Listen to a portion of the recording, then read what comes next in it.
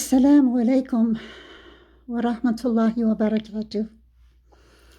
In the name of Allah, the most merciful and compassionate.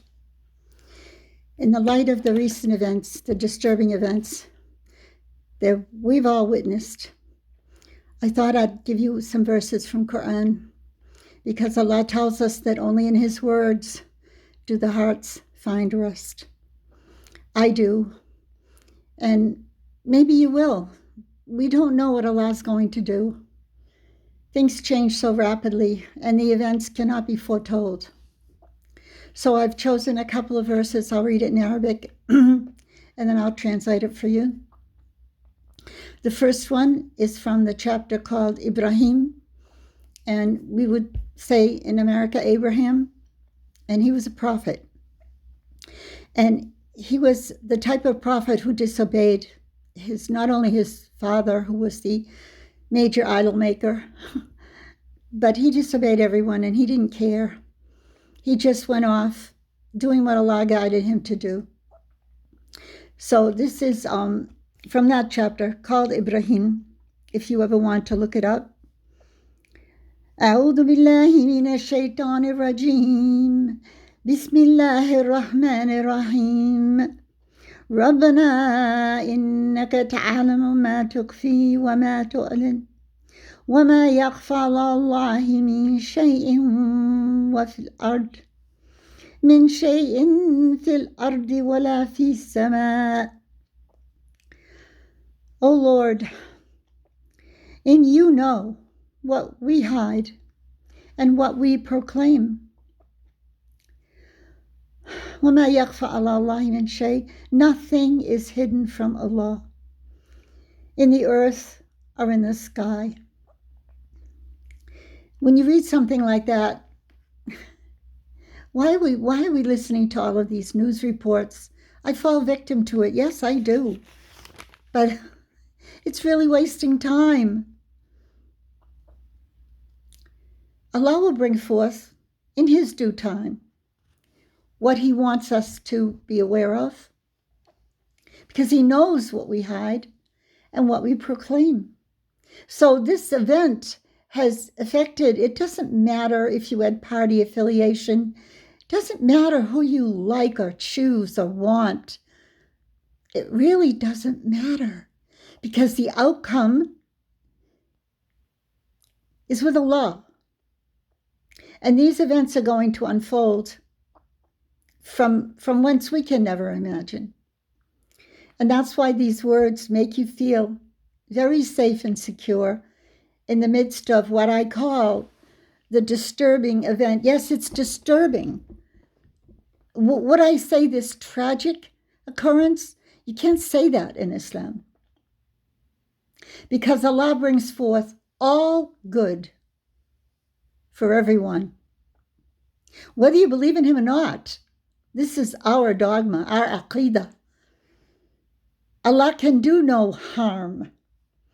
And what you may consider as harm is really the ultimate good. Here is the next verse, and this is coming from Surat Ra'ad. Ra'ad means thunder in Arabic.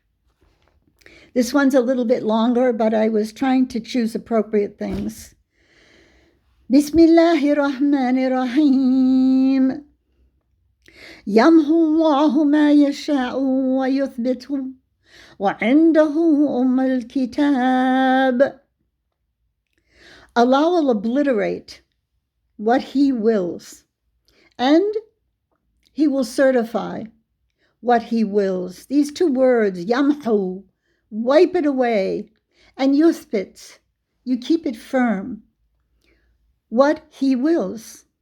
And when it says andu al-kitab is that book that is up above the heavens, wherein every deed, every occurrence has its time and place written before any of us were born. So whatever Allah is wiping away or certifying and keeping stable has already been decreed. Now, there's a verse here that will cause controversy, I'm sure. And that's why I chose it, because it's so impactful for us in America now.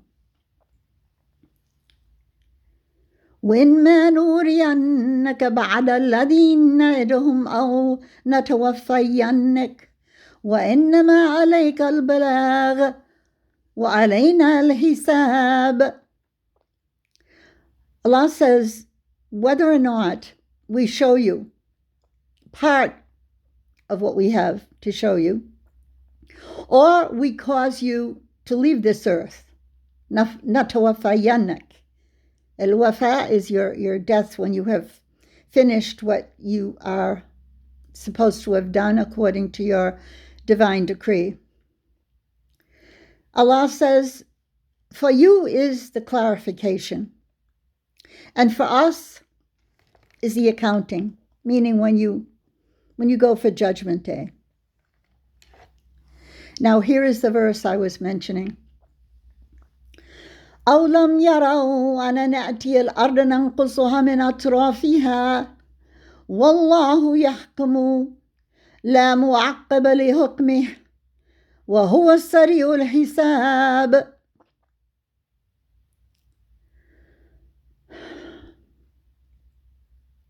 Don't they see that we come and shorten نَأْتِيَ الْأَرْض وَنَنْقُصُ مِنْ أَطْرَافِهَا. We decrease the borders. The invasion, as a history major, we study these, they call them qawaid, or rules that have developed over time, wherein historians are supposed to know that no civilization lasts more than 600 years. It's usually between 400 and 600 years. And all civilizations end, this is the theory we studied, it makes sense to me now, they have a progression of decline. And these are the reasons of the decline. And this is what we learned. Political theory, I don't know what you'd want to call it, but I remember first hearing this, oh my goodness, how many years ago would it have been? 40 maybe? The first one is the overtaxation. The people are burdened with expenses that become intolerable to them. The second one is extended military forays, wherein this ruler system fights too many wars, which is why he needs more taxes. And these wars are usually not just wars. They're to gain more and more and more for the insatiable appetite. The third reason is moral decline and depravity, where the people have become corrupted.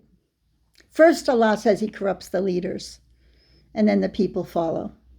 And then the last reason is called the invasion of the barbarians. Now, I didn't study this in Arabic. I'm telling you what I learned in the English language. So what is the meaning of barbarian? Well, usually it was meant here to be the unwashed masses, the dangerously poor have-nots that see no other way other than to invade. Now, if you combine those things, we're living in this, actually. Yes, we are. Do we call these people barbarians? I don't know. I don't know who they are. All I know is the wall didn't work, and, the proliferation of, I don't want to use the terminology of where they're from, but they're proliferating in the prisons and on the streets. And now let's read the last verse so we can feel a little bit better. I just try to give you this in context because all that history I studied, and then I went to Egypt and I learned what reality really is, and that's what's in the Quran, because everything else is theory and it differs in time and place. But with Allah, because he created the human race, we pretty much fit a pattern. Let's go to the last verse.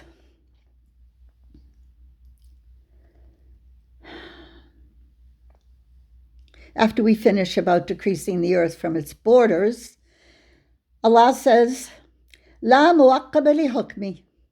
There's nothing that comes after His decree. Wa huwa sari'ul hisab. And He's swift in reckoning. وَقَدْ مَكَرَ الَّذِينَ مِنْ قَبْلِهِمْ فَلِلَّهِ الْمَكْرُ جَمِيعًا. They have plotted devious plots, and those before them. But Allah has the makru jami'an. As far as plotting, Allah is the master plotter. Jami'an means all facets of what you would consider to be your devious plot. Allah is way ahead of you and way above you and way over you. يَعْلَمُ مَا تَكْسِبُ كُلِّ نَفْسٍ. He knows what every soul is going to. Taksib means to gain. It's like to profit. وَسَيَعْلَمُ الْكُفَّارُ لِمَنْ عُقْبَى الدَّارِ. The disbelievers will come to know what is the end of their final abode.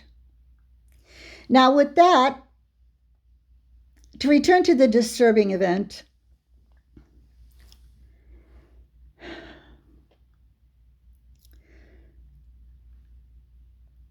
I don't want to say nominee, former President Donald Trump, whatever I will call him, Mr. Trump, called out and said, God bless America. And he did the fist pump, which most people interpret as a good sign of strength and perseverance and fortitude and, go for it. You keep it up. You keep being strong and you keep asking. I say Allah, I can't use that word God because for me, it's not allowed for me because I know His name very well. And ever since I first learned it, I can't get it off my tongue. I don't say God. It's not like, how would it be if I were to say to you at the end of this lesson? So I'm really happy now that Mr. Jackson survived that assassination attempt. And you'd say, what? What are you talking about? You're confused. You live in Jacksonville, but his name is Mr. Trump. And I would say, oh, yes, I suppose it is. I'm sorry, slip of the tongue. Well, because I know Allah so well, and I know all the hadith that surrounds the word Allah, that with the name Allah, nothing is harmed in the earth or skies, and Satan flees from the name Allah. And any project that doesn't begin with the name Allah is bound to fail. That's me because I'm Muslim and I studied and I understand. But when people say God bless America, which I was thinking of that anthem the other day, and I even wrote it on my Facebook page. I'll say a few now. I won't sing it because you can hear my voice is exhausted. I didn't hardly sleep last night, and it's 1:00 in the morning, but I just wanted to get this done. I couldn't go to sleep tonight and rest knowing that I never contributed anything to the discourse of what we're living through. All of us are living through it. So I'm going to give you the words from something that we used to say in school all the time. I went to Catholic school, but we used to sing this. God bless America, land that I love. Stand beside her and guide her in the night with a light from above. Through the oceans and the prairies and the mountains white with snow. God bless America, my home, sweet home.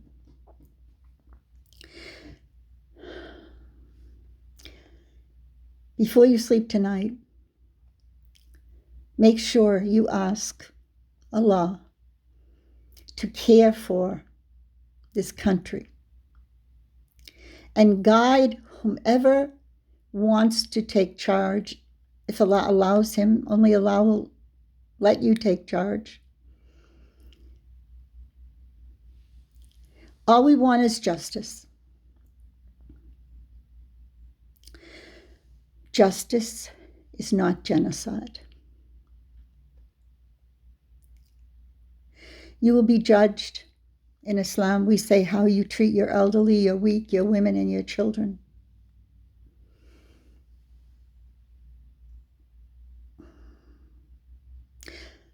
That's it for now. I don't want to say anything of which I'm not sure. You know, we have a hadith of the Prophet Muhammad who said, don't talk about anything that your eyes have not seen or your own ears have not heard, or that you have not yourself experienced. So we must be careful with conjecture, especially in these sensitive times. Assalamu alaikum. I leave you with the greeting of peace. Wa rahmatullahi, and his mercy. Wa barakatuh, and his blessings. Good night.